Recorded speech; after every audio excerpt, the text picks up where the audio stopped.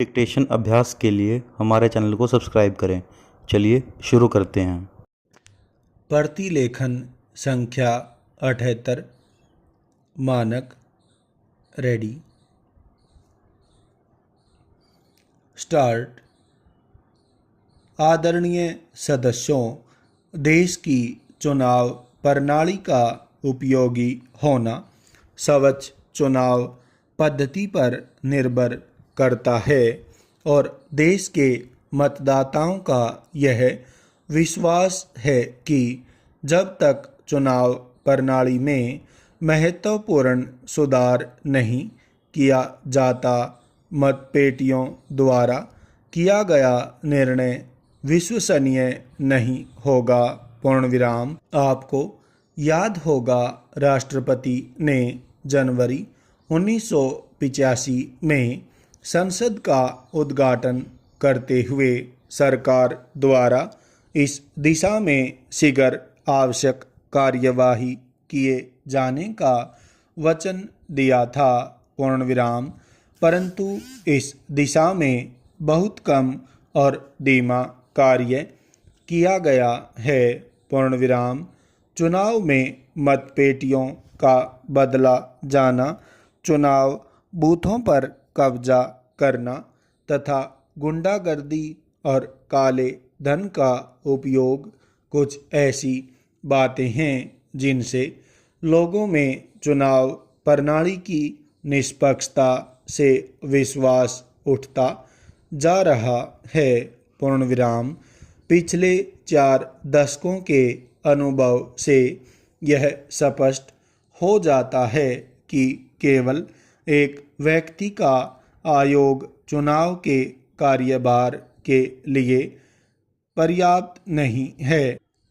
इसलिए हमारा सुझाव है कि प्रधानमंत्री, भारत के सर्वोच्च न्यायाधीश और विपक्ष की सलाह से राष्ट्रपति द्वारा इस कार्य के लिए 3 व्यक्तीय आयोग की नियुक्ति की जानी चाहिए। पूर्णविराम।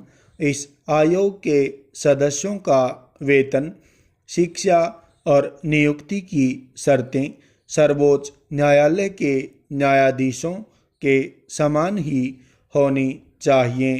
पूर्णविराम। अवकाश प्राप्त करने पर आयोग के सदस्यों की सरकारी नौकरी पर रोक लगाई जानी चाहिए। पूर्णविराम। इसी प्रकार आयोग पूरे समय के लिए ऐसे क्षेत्रीय चुनाव आयुक्त की नियुक्ति करे जो अपने अपने क्षेत्रों में निष्पक्ष चुनाव कराएं तथा उनकी देखभाल करें। पूर्णविराम। इन क्षेत्रीय आयुक्तों का राज्य तथा केंद्र की सरकारों से कोई संबंध नहीं रहना चाहिए। पूर्णविराम। उनका वेतन, सत्र और शिक्षा आदि उच्चतम न्यायालय के जजों के बराबर होना चाहिए। पूर्णविराम।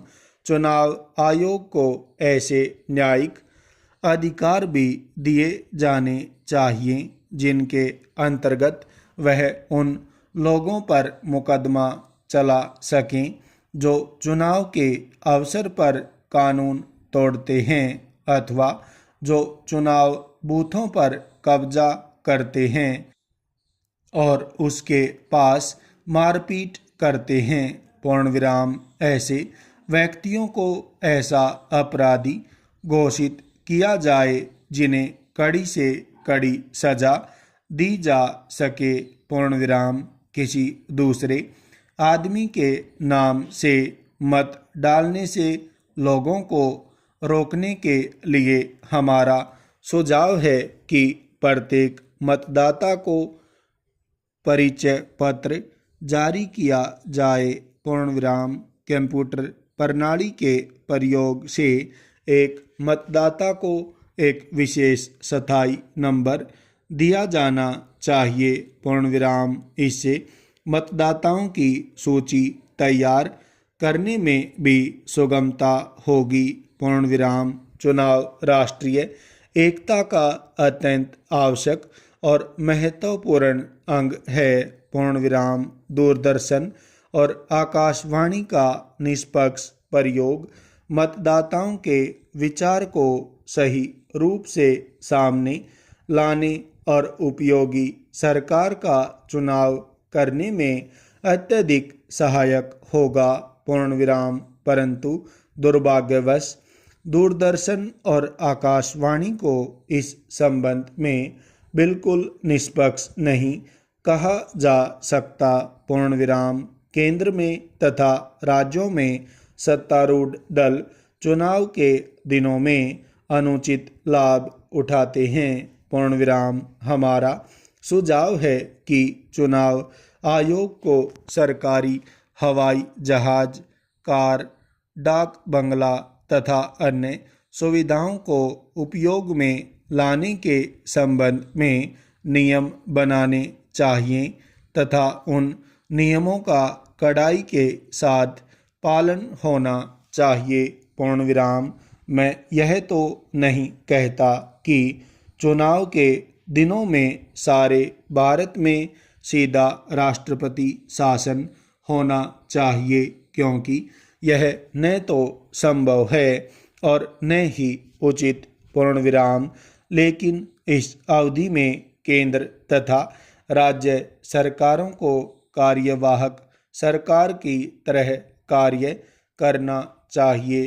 पूर्ण विराम। इसमें कोई नया कानून बनाने, नई नीति की घोषणा, आर्थिक सहायता तथा सत्तारूढ़ दल को अन्य प्रकार की सहायता देने से रोका जा सकता है। पूर्ण विराम। चुनाव प्रणाली में पैसे के दुरुपयोग की भूमिका से सभी परिचित हैं। पूर्ण विराम। इस संबंध में आवश्यक सुरक्षा मापदंडों के अभाव में हमारे समाज का समस्त राजनीतिक तथा आर्थिक ढांचा बिगड़ गया है।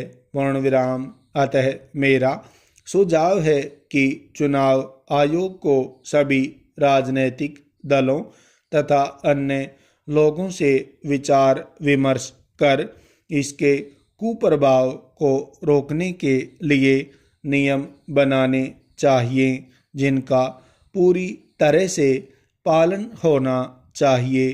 पूर्ण विराम। कुछ दिनों पूर्व हमारे भूतपूर्व मुख्य चुनाव आयुक्त ने यह सुझाव दिया था कि चुनाव खर्च राज्यों द्वारा किया जाए। पूर्ण विराम। इस सिफारिश को भी माना जाना चाहिए। पूर्ण विराम।